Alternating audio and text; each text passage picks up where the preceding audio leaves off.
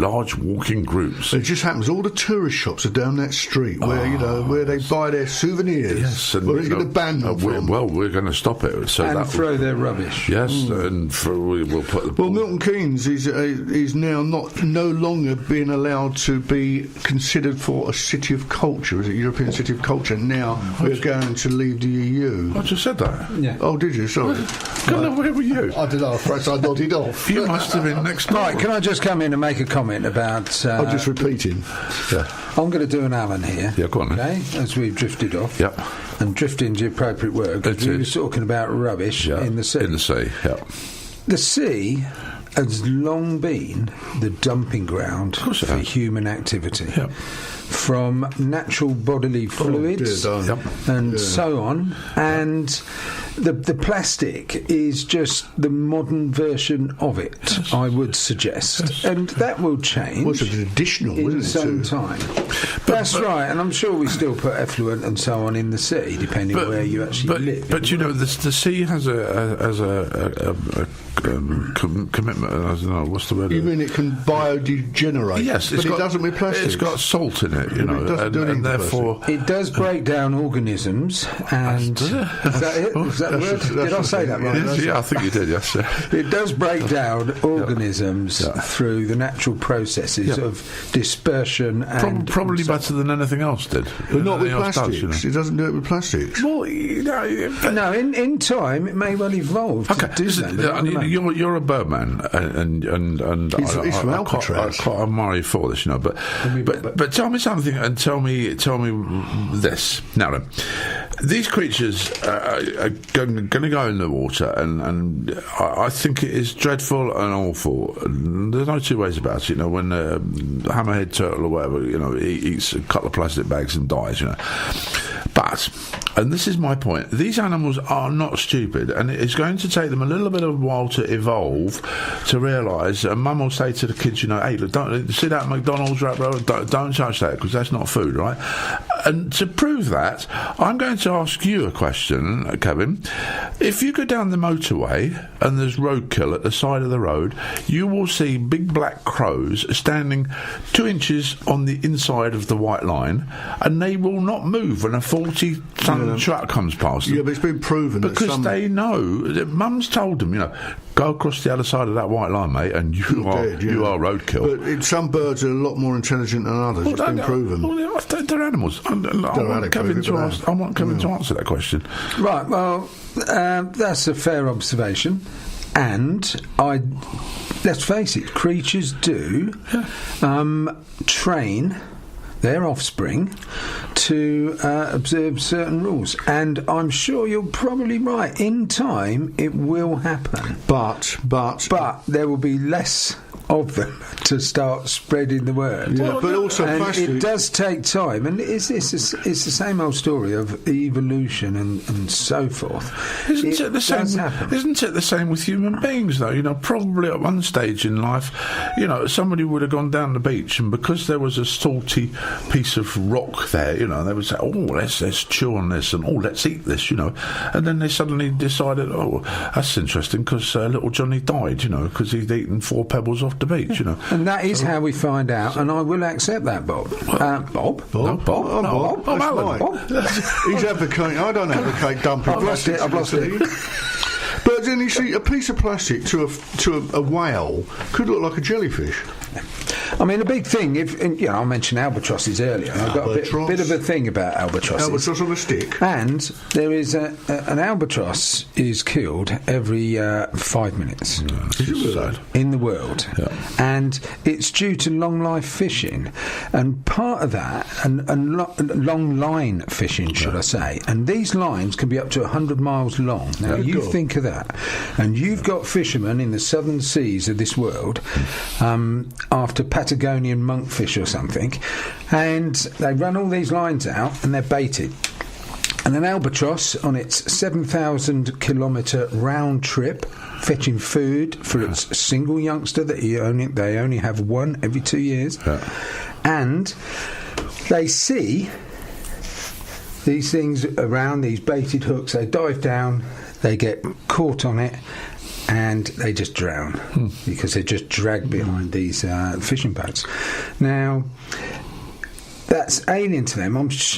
In time, will they get to know that? Of course Probably, they will. but they do need help from us, and there are ways without going into that That's why they call it a side. school of sharks. Yeah, no, I agree with what Kevin's saying entirely, but it is down to humans fishing, not being aware, not helping, and plastic's just the same.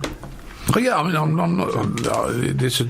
They will evolve. It's a dreadful, dreadful and terrible world that we live in, But I mean, the Blue Planet series is fascinating. When you look at some of these instincts, where you get these little tiny fish that swim hundreds of thousands of miles, and look at salmon.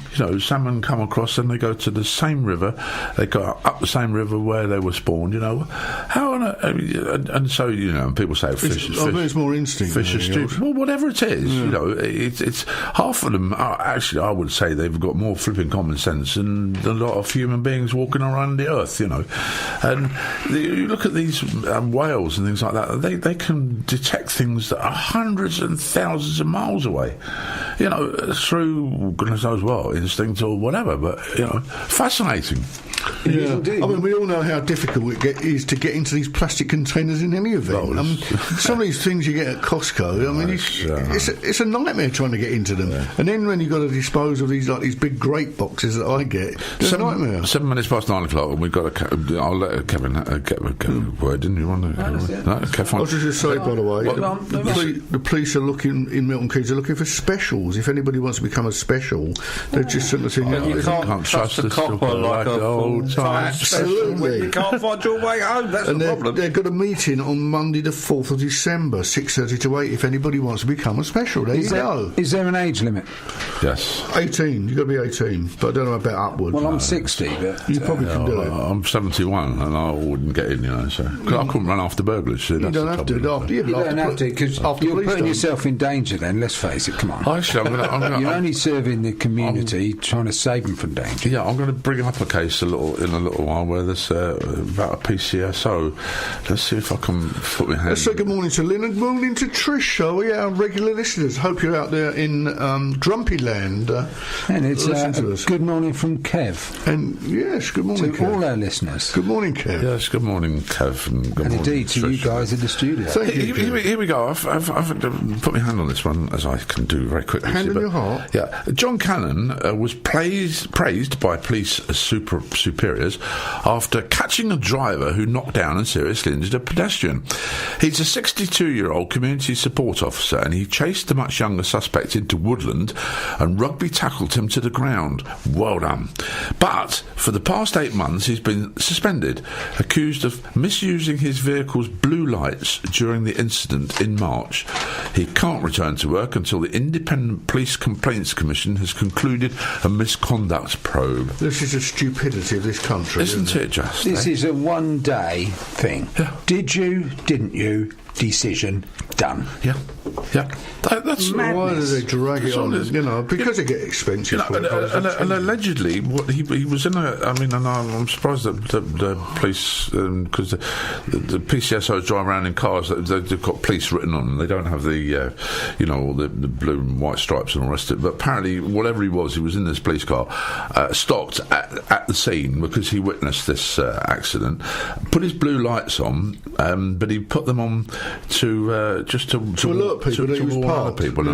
Because he got out then and ran into the woods and got this bloke. So he wasn't following him in the police car with the blue lights flashing. Hang on, as Kevin says, no common sense. No common sense, is there? Is it? No. Absolute madness. Yeah. The way I see it, that guy's a perpetrator of a crime or whatever.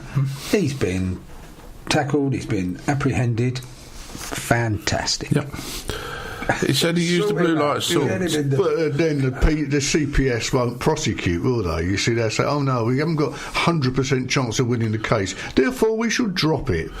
Well, the Criminal Protection Service. This is the IPCC. They're not worth the paper they're printed on either. For the benefit of everyone involved, this investigation has been conducted thoroughly and in good time.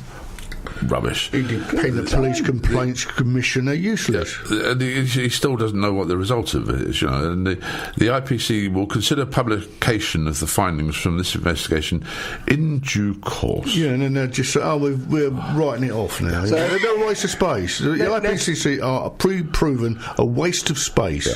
So it's probably been $250,000 over 8 months. Oh, yeah, sure. The guy's been paid. No, it hasn't actually. He's been put on half pay now. So he's on half pay. He's actually for doing his job. Yeah.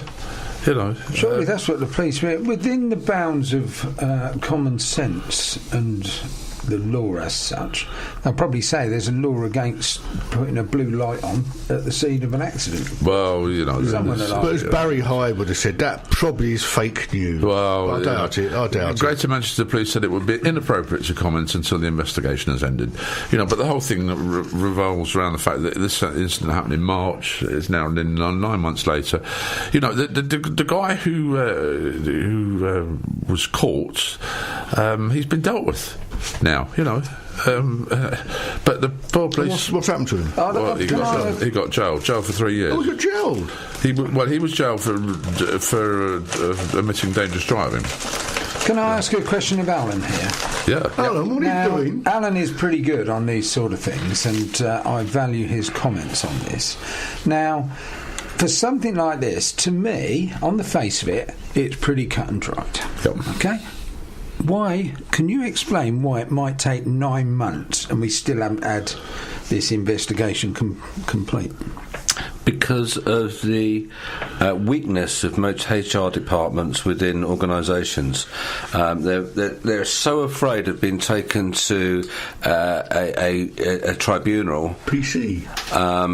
As a result of them making a mistake. If they put one finger wrong, if they make one mistake, then there is a team of lawyers that will hit on them in no uncertain terms, looking for compensation for the person that's been victimised by their callous behaviour, as the way it would be described. So basically, and usually HR departments are frequently manned by people who are promoted beyond their stations within organisations for very strange reasons.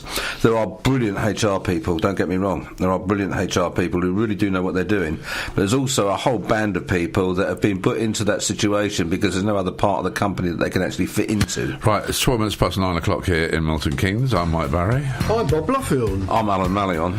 I'm Kev Slaymaker. And together we are Grumpy Old Men.